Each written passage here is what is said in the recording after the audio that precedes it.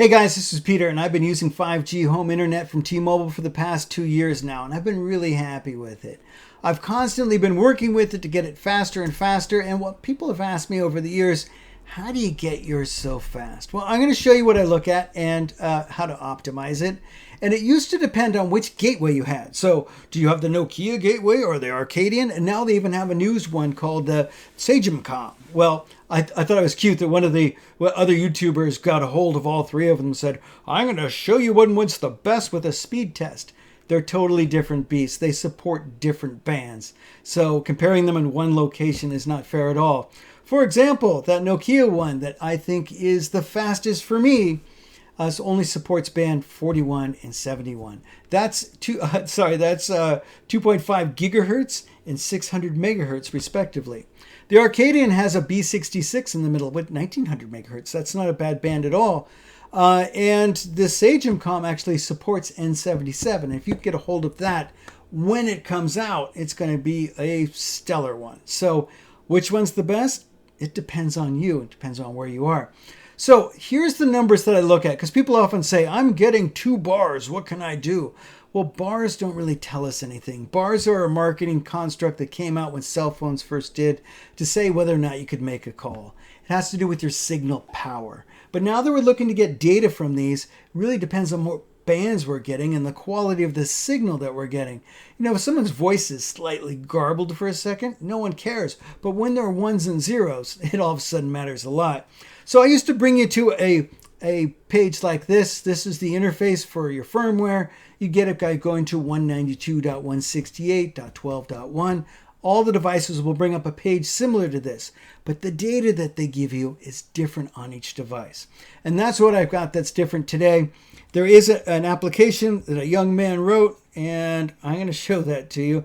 It's called Hint Control, and it's from Zachary Wanderer. And I went and looked him up on GitHub. He is a developer. He is an Android developer. He's recently from Pennsylvania, but recently graduated from New Jersey. So thank you for writing this, Zachary. And I was wondering why there weren't any ads in this to help pay for it. But he is looking for, if you do like this, you can chip in and help him out. But it'll work with all 3 of these devices, no problem. And what it's going to do is give you, some data like this. Am I casting my device? Bing. Here we go. Here, I'm going to bring up Hint Control right now. There, it'll log in using you have to give it your gateway's password so it can log in and pull this data. But here, we're running 5G NSA with all of these devices. And what that means is it's the first generation of 5G built on 4G LTE technology. So our first band is an LTE band. And you notice it keeps updating every 5 seconds. That means you're getting almost real-time data. I really am pulling in band B2. B2 is an excellent carrier, and I'm getting some great scores. And I'm going to step through that with you so you can better understand it. In fact, I'm going to move my phone over so you can see all of the data and what we're looking at here. Band 2, well, let's see. Can we find band 2? Yeah, T-Mobile has a bunch of different bands. And let's see, that's a 4G. 4G LTE is at 1900 megahertz. Now, the higher the megahertz, the more data it can carry, but it won't travel as far. So if you're really kind of in the sticks, what you're looking for are the lower numbers or your XR bands. So your extended range bands, like your 12 or your B71. Now, for 5G, we also have an N71. That's 4G. 5G, here it is. N71 is your 600 megahertz long range XR, extended range, band. So the best that we can hope for home internet right now is N41. N41 paired with your best, I like B66 and B2. Those are my favorite ones from T-Mobile in the 4G LTE range. So if you go and look at the modems that you have, you can pick on, I like this one. This new Sagemcom looks pretty darn nice. We're going to scroll right down and get to the bands. Look at supports B2, B4, B5, B12. Slow. All right, the ones that are exciting are 66 and 2. Those are my favorite. And so I'm pulling 2. And in the 5G band, look at this. I think this is a mistake. N24 is, That's not even a thing. N25 is going to be killer when it does come out. 41 is great. 66 is a nice middle of the road one. And N77, when that comes out, I can't wait to get it. I can't wait to get one of these and tear it apart and add some antennas to it. I can't believe they didn't do that. Ugh, why didn't they do that? Oh, they do have a business one, and I got a hold of that one. It does have some external antennas. It's taped to the wrong bands. So I took it apart to see what I could add to it. I'll put a video on that. Disappointing. Anyway, let's jump right into this. I'm going to go back to that app from Zachary. Bing. Where are you, buddy? Right here. So let's step through this and talk about these different bands and the scores that I'm getting. Here's what you're going to try to maximize by either moving your gateway around your house. Long extension cord works nicely because that way you don't have to turn it off and turn it back off. That way you can just kind of step it around your house. Ooh, if you have one of those portable batteries, that would be even better. You could carry it around your house. So B2, I'm getting a reference signal receive power, -76. -80 is considered excellent, so -76 is better than excellent. Reference signal receive quality matters a little bit less than the signal to noise ratio, which needs to be above as high as you can get it, but above 20 is in the there we go range. So I'm above it. I'm at 22.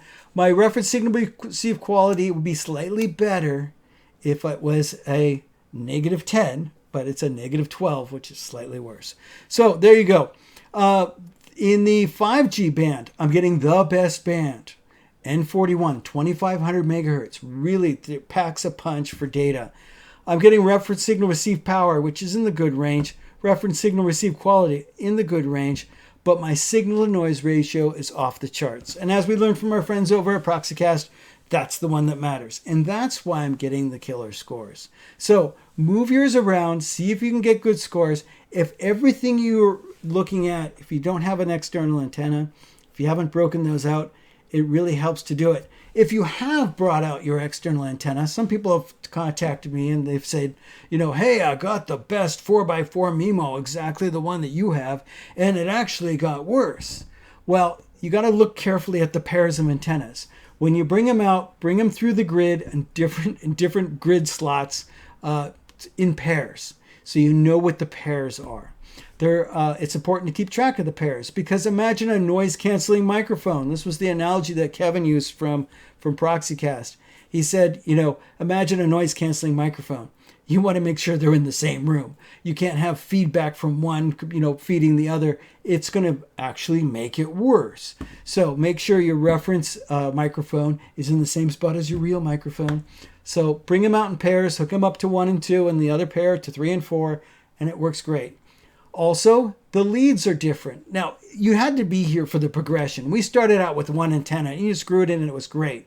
When we had 2 antennas, we actually had a reference signal. So you had to try them both, and if it went, that's pretty good, but then you'd switch the leads because one was a reference signal and one was the main signal, and you had to switch the leads and go, well, now it's much better, or now it's actually worse, and decide whether you were going to leave it or not. Now that you're looking at a 4x4 MIMO, you got to keep your pairs together and try switching them. So that's what I did.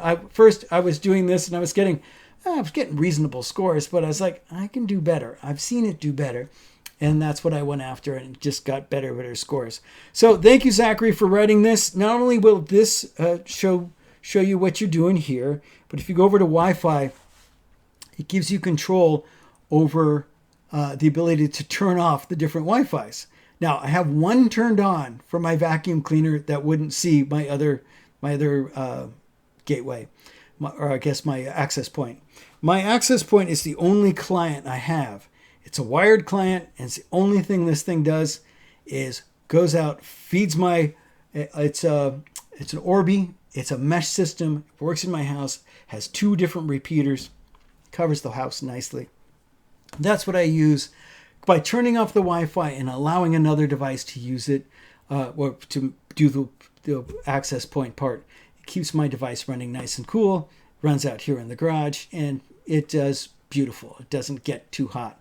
I saw people running fans and they're like, I'm running a fan and I'm plugging it into the back. And that's not good engineering right there. if something's getting too hot, the last thing you want to do is pull more power from it.